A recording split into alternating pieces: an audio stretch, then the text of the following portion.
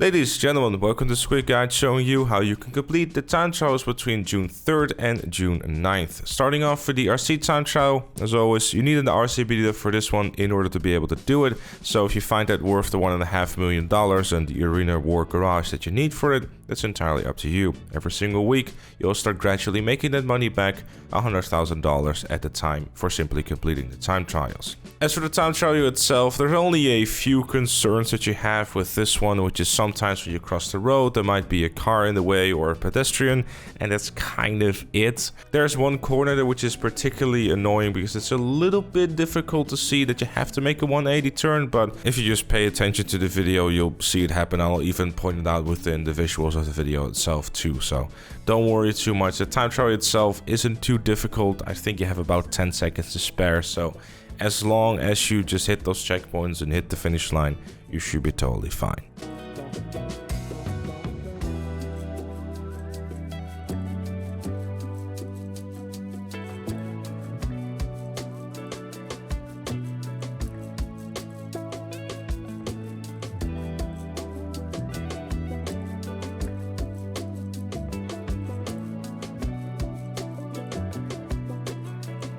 Moving on to the regular time trial, as always, we'll be using a Betty 801 for this one, and upon starting the race, you definitely want to make sure that you land on your back wheel so you don't bounce off, because obviously that would mean that you have to start over again.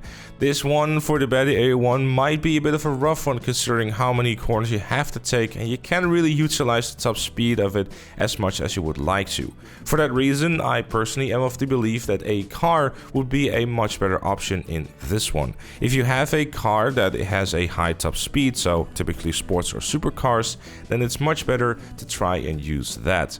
Personally, of course, in the example footage, I went for a Pariah because, well, let's be honest about this one, it's the fastest sports car in the game, so probably you want to use it. It goes like 136 miles per hour, which is miles faster than many of the other ones. Of course, there's many other good options in there too, so if you have a super or a sports car that goes very fast, then go and use that, because it's much easier to just navigate those very slight corners inside of the highway rather than having to deal with the constant, oh shit, I just have to take a corner now, I have to do a wheelie again with my Betty 801.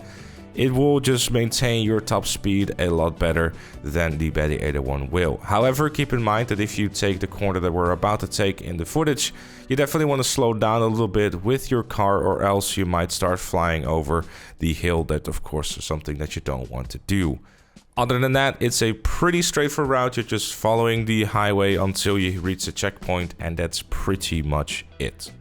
But with all that said and with all that done, that was it for this one. Thank you so very much for watching. Leave a like if you enjoyed, subscribe for more, and if you really like what you see on the channel, consider becoming a member, like Chloe, Robert, A Loose Fire, Captain Price, and Dr. Strangelove. Join them and all the other fellow members by clicking the join button down below.